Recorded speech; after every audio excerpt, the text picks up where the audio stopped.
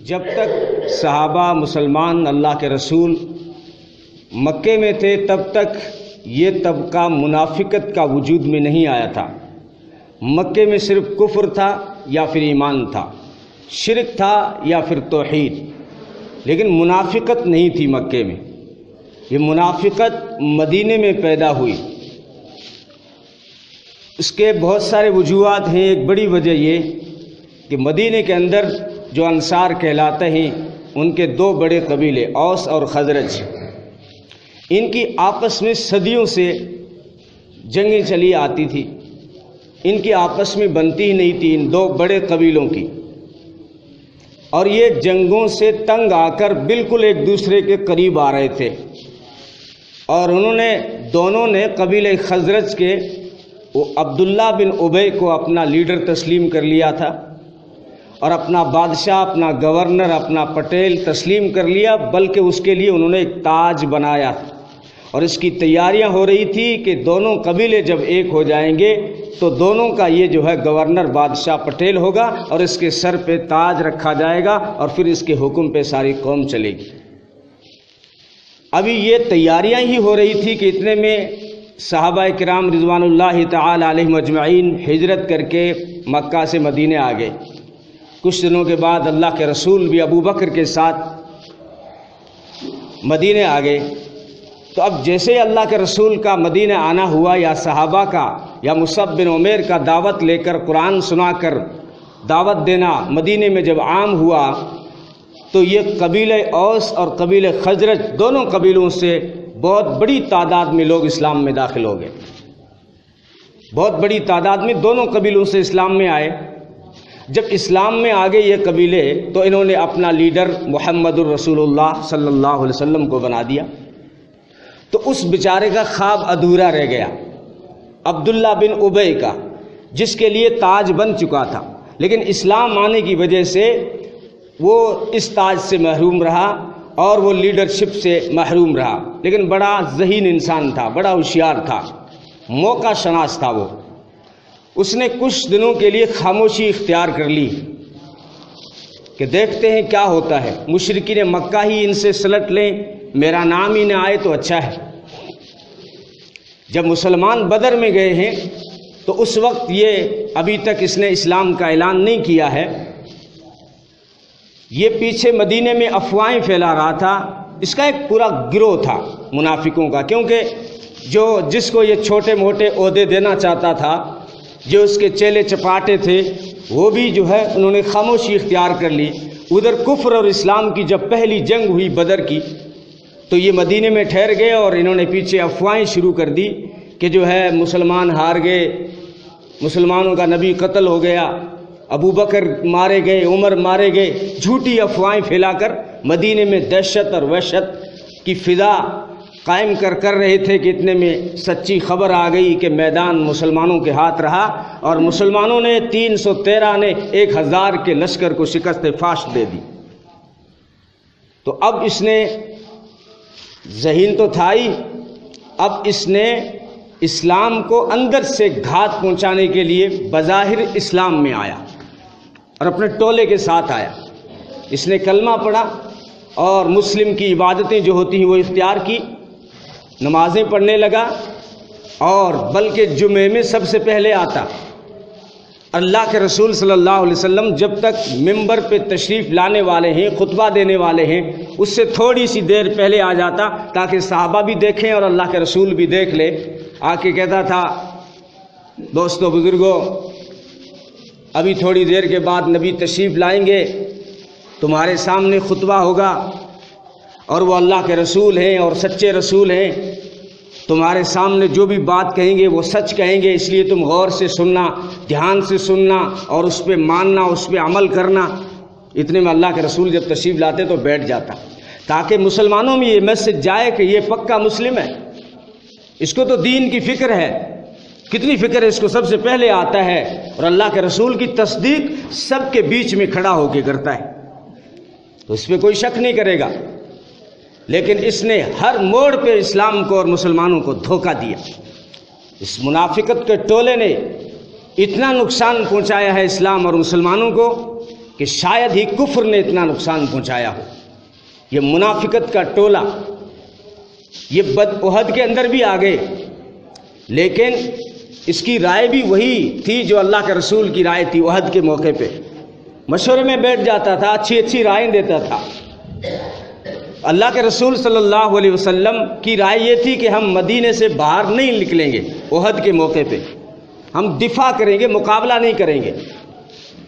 لیکن نوجوان صحابہ کی یہ رائے تھی، خاص کر ان نوجوانوں کی جن کو بدر میں موقع نہیں ملا تھا۔ انہوں نے کہا اللہ کے رسول اس کفر اور اسلام کا میچ کسی کھلے میدان میں ہو، پچھلے میچ میں ہماری بیٹنگ ہی نہیں آئی، بدر میں ہمیں موقع ہی نہیں ملا، اب جو ہے احد کے میدان میں للکار رہا ہے کفر، تو ہمیں موقع ملنا چاہیے، ہم کھلے میدان میں لڑیں گے تاکہ کفر کو پتہ چلے۔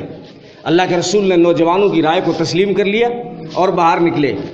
یہ منافق بیچ راستے میں عبداللہ بن ابی 300 آدمیوں کو لے کے واپس آ گیا۔ سے پوچھا کہ کیوں واپس جا رہے ہو، جنگ تو اب ہوگی، کہ ہماری رائے نہیں مانی گئی، ہماری رائے نہیں مانی گئی، رائے مانی جائے گی تو اللہ کے راستے میں، رائے نہیں مانی جائے گی تو اللہ کے راستے میں نہیں جائیں گے۔ 300 افراد کو لے کر واپس پلٹ آیا کہ دین کا کام ہو یا کسی کا کام ہو، رسول کا کام ہو، مکے کا کام ہو یا مدینے کا کام ہو، ہماری خود کی چلے گی تب دین ہے، ہماری نہیں چلے گی تو دین نہیں۔ یہ منافقت ہے۔ یہ 300 آدمیوں کو لے کے واپس پلٹ کے آ گیا۔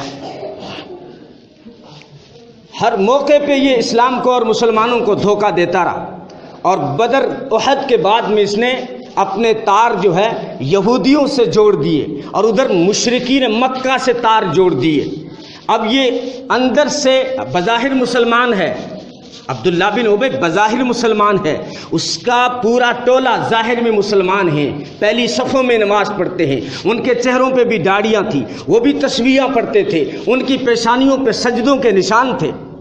کون شک کرے گا ان فرشتوں پہ؟ اب انہوں نے کیا اندر اندر سے مسلمانوں کے اندر رہ کر دشمنوں سے تار جوڑے، یہودیوں سے۔ یہودیوں کے 3 بڑے قبیلے ہیں، بنو قینقاع، بنو جو ہے نذیر اور بنو قریظہ۔ بنو قینقاع یہ وہ قبیلہ ہے جس کے محلے میں کوئی مسلمان عورت دودھ بیچنے گئی اور دودھ سے جو پیسے ملے اس کا زیور خریدنے کے لیے سونار کی دکان پہ چلی گئی۔ وہ سونار یہودی تھا، اس نے مسلمان عورت کو چھیڑ دیا۔ جب اس عورت کو چھیڑا گیا تو اس نے آواز لگائی کوئی ہے مسلم بھائی جو میری مدد کرے، مجھے دن دہاڑے بے عزت کیا گیا ہے۔ تو ایک صحابی کھڑے تھے، انہوں نے سوٹا اٹھایا اور سونار کے سر پہ دیا اور اس کا کام کر دیا۔ یہودیوں کو جب پتا چلا کہ ایک مسلمان نے ہمارے یہودی سونار کو مار دیا ہے، وہ ٹوٹ پڑے، اس مسلمان کو شہید کر دیا۔ یہ خبر اللہ کے رسول صلی اللہ علیہ وسلم تک پہنچی تو اللہ کے رسول ایک لشکر لے کے پہنچے، فوجی دستہ لے کر پہنچے وہاں پر، اور جا کے حلہ بولا یہودیوں پہ۔ انہوں نے بھی جنگ کی تیاری شروع کر دی تھی۔ اب یہ جنگ ہو رہی ہے، لیکن وہ منافق جو اندر رہ رہا ہے مدینے میں، عبداللہ بن ابی، اب وہ آ گیا، کیونکہ اندر سے اس کی دوستی یہودیوں سے تھی۔ یہ میں جو ہے مثال دینے کے لیے سنا رہا ہوں، کہ ثبوت دے رہا ہوں کہ اس کی دوستی یہودیوں سے تھی۔ یہ آیا اللہ کے رسول کے پاس، کہنے لگا آپ بنو قینقاع کو چھوڑ دیں۔ اللہ کے رسول نے فرمایا ہر بار تو ہماری راہ کا روڑا نہ بنا کر، ہر بات میں بیچ میں مت آیا کر، ہمارا دشمن ہے ہم جانے، تو بیچ میں مت آ۔ تو اس نے اللہ کے رسول کی داڑھی پکڑ لی۔ اللہ کے رسول میں آپ کا اپنا ہوں اور انہوں نے مجھے کبھی بچایا تھا، میری خواہش ہے کہ آپ ان کو بچا دیں، ایک بار ان کو میرے کہنے پہ چھوڑ دیں، میں اپنا ہونا آپ کا۔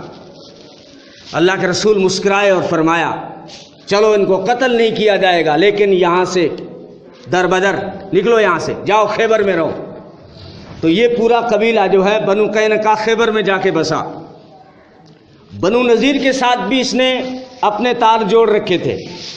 بنو نذیر یہودیوں کا یہ وہ قبیلہ ہے جنہوں نے اللہ کے رسول صلی اللہ علیہ وسلم کو کسی بات کے بہانے، جب اللہ کے رسول یہودیوں کے یہاں گئے تو دیوار کے پاس میں بٹھایا اور ایک بھاری چٹان اوپر دیوار پہ رکھ دی کہ جب اللہ کے رسول ابو بکر عمر یہاں بیٹھیں گے تو 2-4 آدمی جا کے اس چٹان کو دھکا دیں گے، ان تینوں کا کام ہو جائے گا۔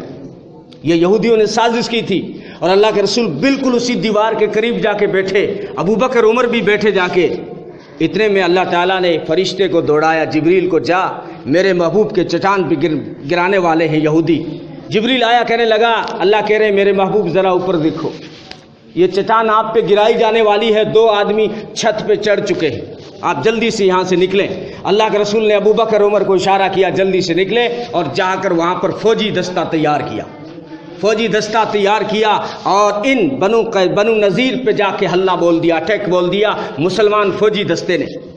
اب مسلمانوں کی یہودیوں کی لڑائی ہو رہی ہے، لیکن یہ عبداللہ بن ابی منافق یہ کیا کام کر رہا ہے، یہ بنو نذیر کو کہہ رہا ہے کہ تم جو ہے کسی بھی حال میں ہتھیار مت ڈالنا، گھبرانے کی کوئی بات نہیں، تمہیں کوئی نہیں نکال سکتا، میں تمہارے ساتھ ہوں، میرے ساتھ میں 1000 فوجی دستہ ہے، وہ میں لے کے ابھی پہنچ رہا ہوں، ابھی مسلمانوں کا نام مٹا دیتے ہیں۔ تو یہودیوں نے بھروسہ کر لیا دوستی پر اس کی منافقت کی، اور وہ انتظار کرتے رہے، لیکن وہ ایسا غائب ہوا جیسے گدھے کے سر سے سینگ غائب ہوتے ہیں، ایسے وہ غائب ہو گیا، آیا نہیں۔ اور بالآخر انہوں نے ہتھیار ڈالے، مسلمانوں کے میدان ہاتھ میں رہا اور انہوں نے ہتھیار ڈالے۔ اللہ کے رسول نے فرمایا جاؤ یہاں سے، تم بھی جاؤ خیبر میں جا کے بسو۔ تو اس کی یہ سازشیں تھی کہ منافقت جو ہے یہ اندر سے اسلام کو کھوکھلا کرنے کی کوشش کرتی ہے۔